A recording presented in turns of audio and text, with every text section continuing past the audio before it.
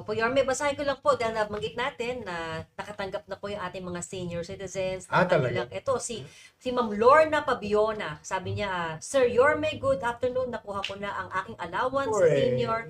I'm grateful to God to have you as our mayor. Keep it up and God bless. Thanks to taxpayers of the City of Manila.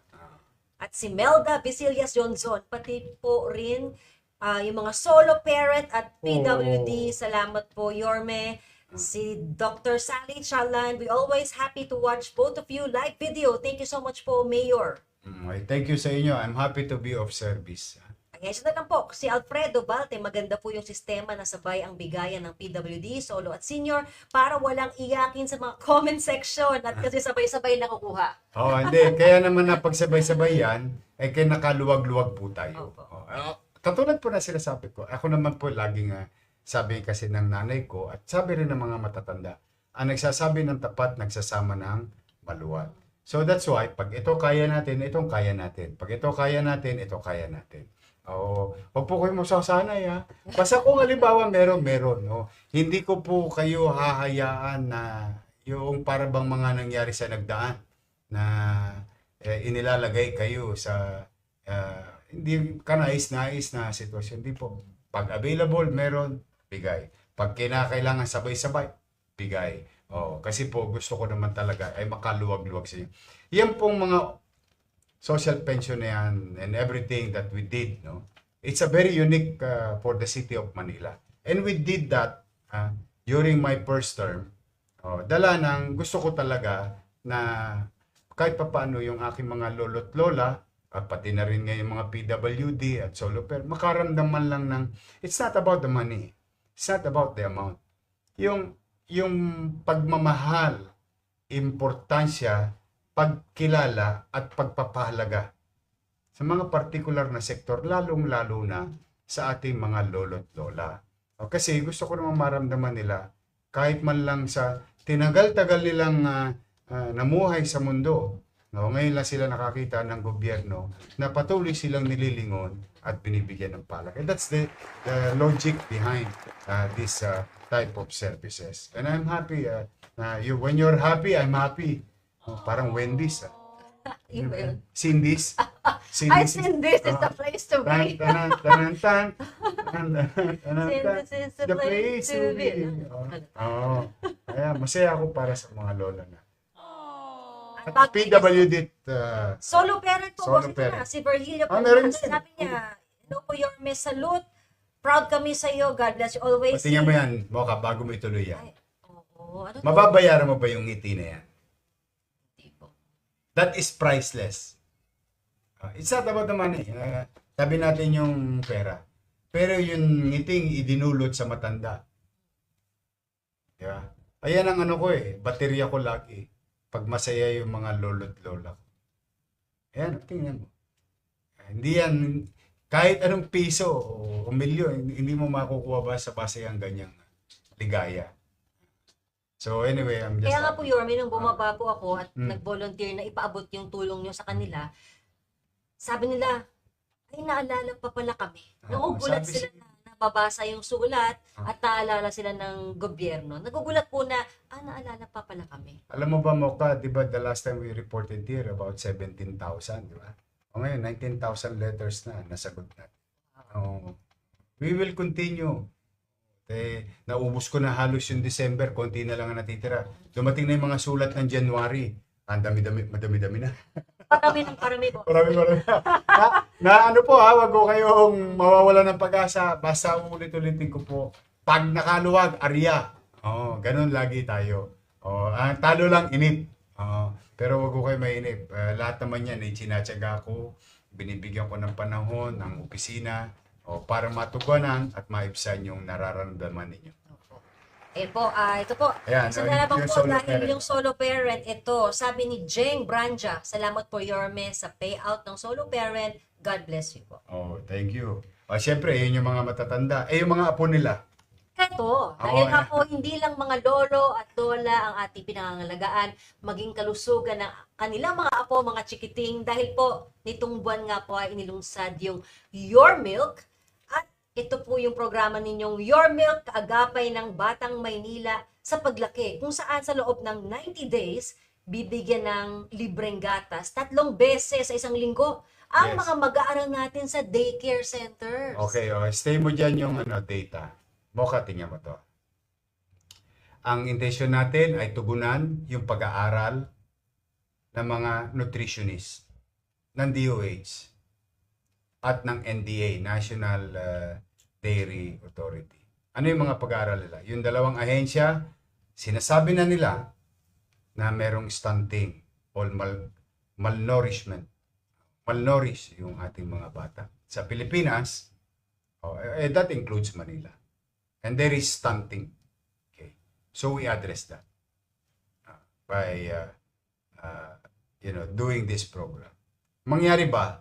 Namang problema rin yung NDA na yung magsasaka natin, marami natatapon na gatas. Kasi hindi mo na pwedeng pigilan yung gatas ng baka.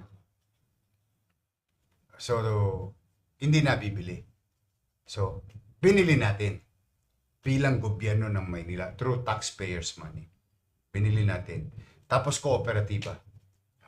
So, ito po ang suma total niyan. Natulungan mo yung farmer na nabibili yung produkto nila.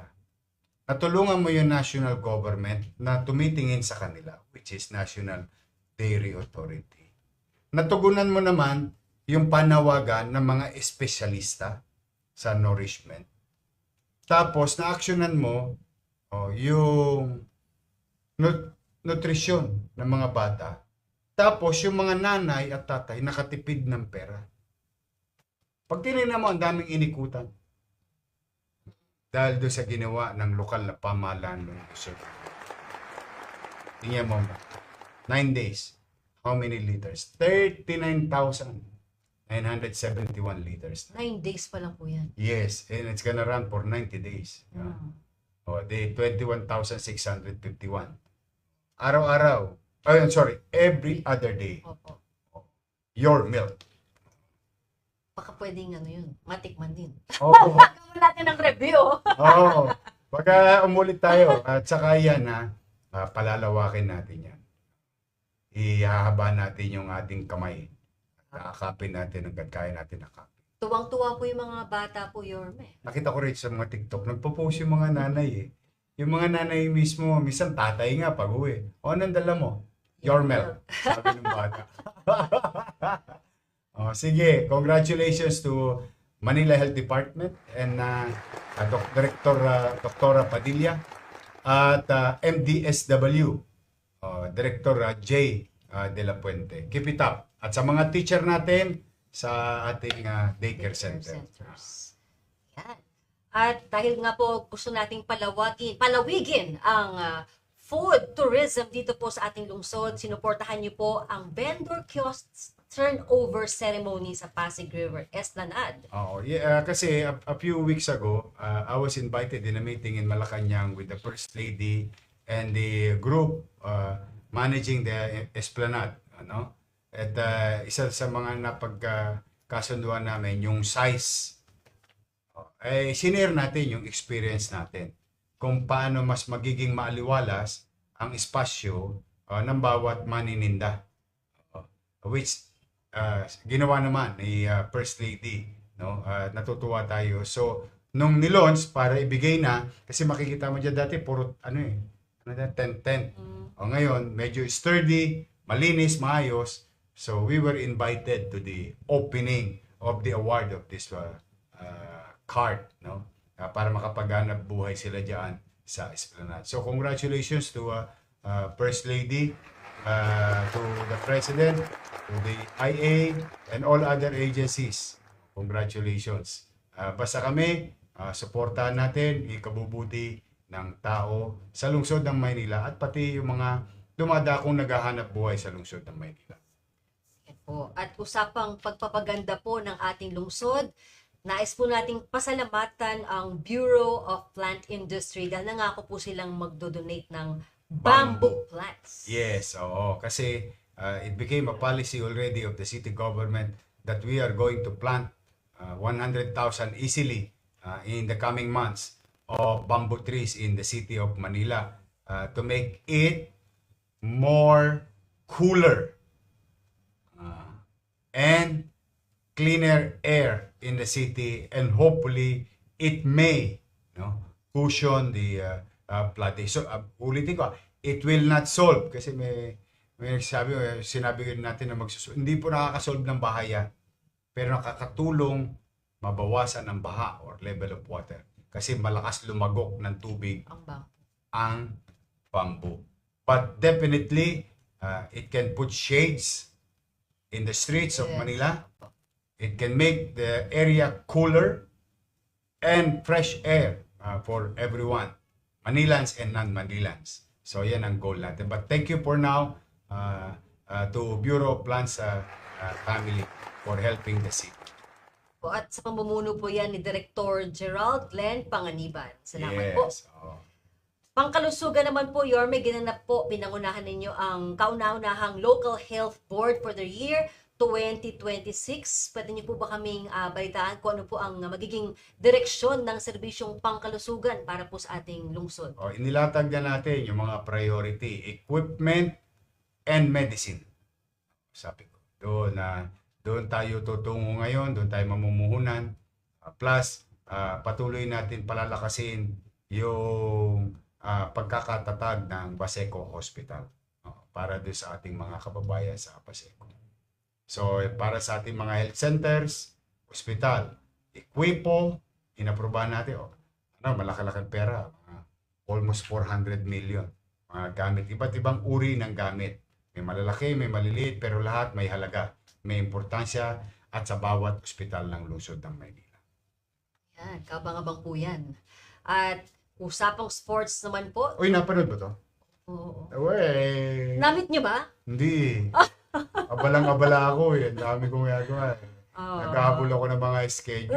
Sayang, no? Sige, kwento mo na. Ayun na nga po, kayo po ay dumalo sa unang araw ng Philippine Women's Open 2026 sa Tennis Center ng Rizal Memorial Sports Complex sa Malate.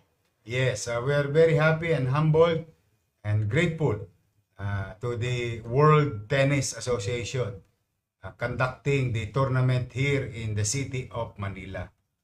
Congratulations kay Mayor Chanco, ang nang nabotas. Yan ang magaling na mayor na siya namuno halos, ayan yung babae, yung Onax. Ano yan, Vice Chairman ng WTA. At si Chairman Artes also with us. At Senator Bongo, dyan, at si Mayor Chanco. John Ray, apakagaling na mayor niyan. Siya nag-asikaso halos lahat yan. Although tuloy-tuloy yan, PSC, Philippine Sports Commission, mga taong gobyerno sa nasyonal, maraming component. Pero ang ponente niyan, kasi personally, nag-request si Mayor Chanco na suportahan. Kaya in our own little way, we supported. But I would like to congratulate him and his team and to the Philippine Tennis Association, to World Tennis Association, at lahat ng mga sponsors. Thank you very much. Kaya lang, naulat kagabi si Si Alex. Ulat siya ata eh. Talo ba kagabi? Parang ganun eh.